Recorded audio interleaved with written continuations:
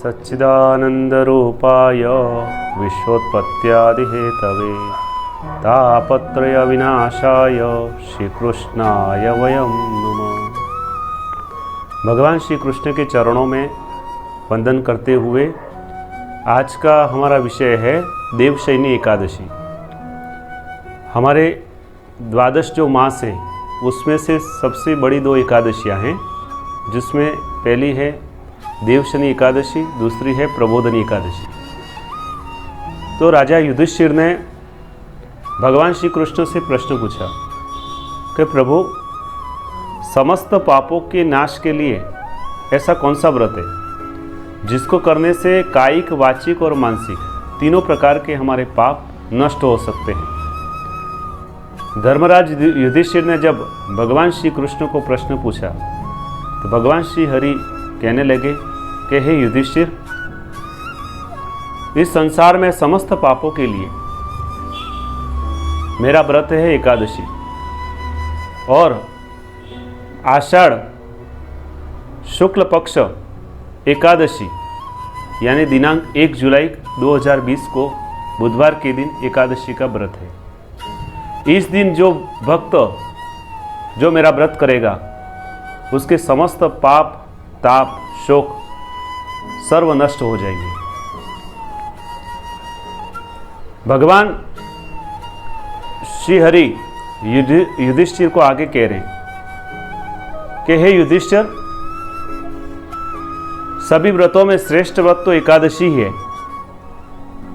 जिसको करने से उसकी मन की अभिलाषा पूर्ण होती है। तो एकादशी के दिन क्या करें?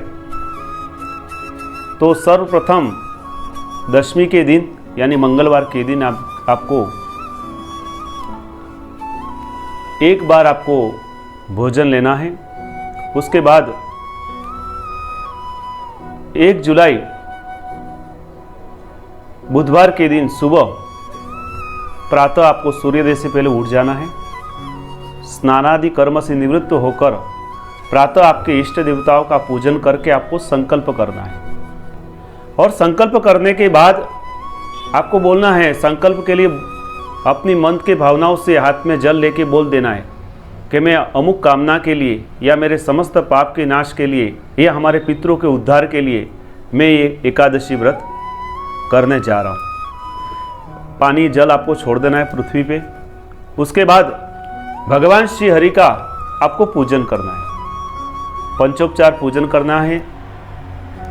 भगवान को फल फलादि अर्पण करने हैं। शुद्ध गाय के घी का दीपक जलाना है। केले का प्रसाद आपको नैवेद्य के रूप में रखना है, और भगवान को पाप की निवृत्ति हेतु तुलसी के पत्ते आपको चढ़ाने हैं।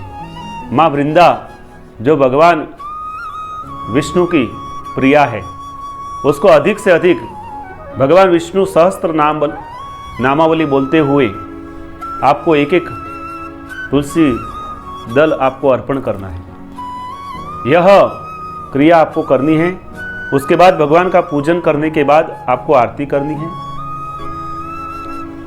ये हो गया पूजन की बात। उसके बाद आपको लेना है, और नियम क्या है, तो पूरे दिन श्रवणम भगवान की कथा को आपको सुनना है। दूसरे पार्ट में भगवान की कथा सुननी है और अन्य जनों को आपको सुनानी है। और भगवान का जो मंत्र है ओम नमो भगवते वासुदेवाय, इस मंत्र का निरंतर आपको जप करना है। भगवान की कथा को आपको श्रवण करना है। ब्रह्मचर्य का पालन करना है। भूमि पर आपको शयन करना है। इस प्रकार आपको भगवान का व्रत करना है। और रात्रि को हो सके तो 1 पहर 2 प्रहर तक आपको जागरण करना है। उसके बाद आपको शयन करके प्रातः दूसरे दिन यानी 2 तारीख को सुबह उठना है।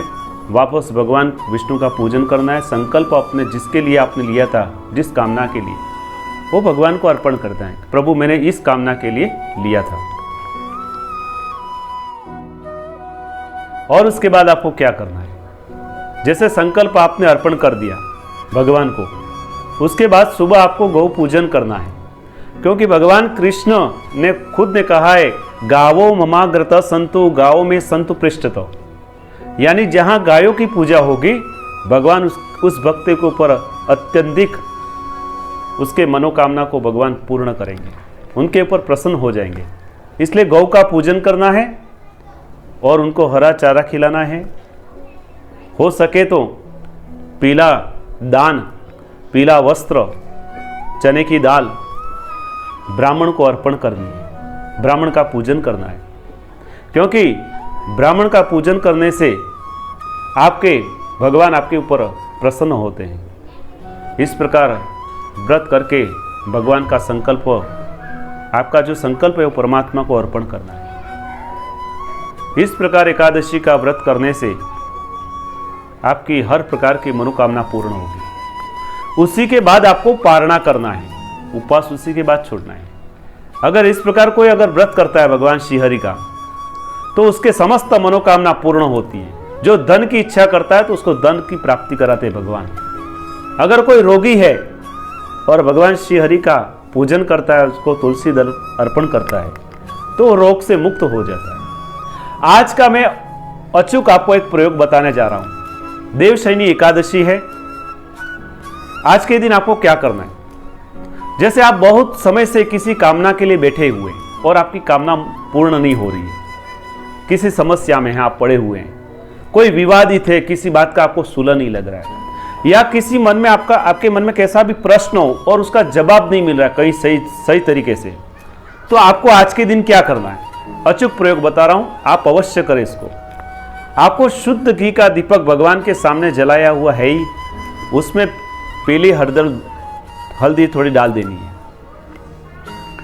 और भगवान के सामने गीता का जो पाठ है, जो प्रथम अध्याय से 18 अध्याय तक आपको उसका पारायण करना है। आपकी जो भी मनोकामना है भगवान श्री कृष्ण अवश्य पूर्ण करेंगे। ये अनुभूत प्रयोग है। अनेक बार मैंने सभी को दिया है और उसका जिन जिन प्रयोग किया उसको अवश्य इसका परिणाम मिला है। कृपया आप भी इसका प्रयोग करें और इसका लाभ उठाएं और अपने धर्म का अभिमान बढ़ाएं।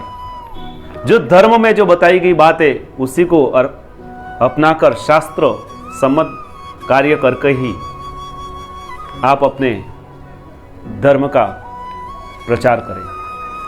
आज के व्रत के दिन यही मैंने बताने का प्रयत्न किया। मैं आचार्य पंकज जोशी धर्मगुरु चैनल के माध्यम से मैंने आपको बताने का प्रयत्न किया।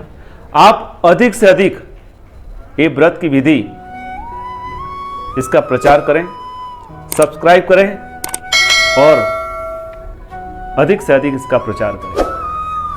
इसी के साथ जय श्री कृष्ण, जय श्री राधे।